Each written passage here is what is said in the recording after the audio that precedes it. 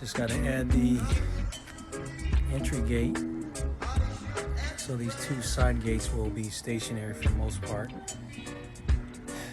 They'll be able to open up if I need to pull my trailer in or anything else.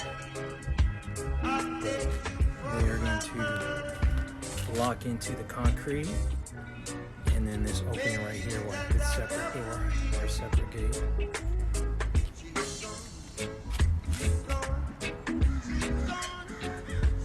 Did a metal frame, and my uncle welded this frame up, and it's welded to these posts that are embedded in the concrete.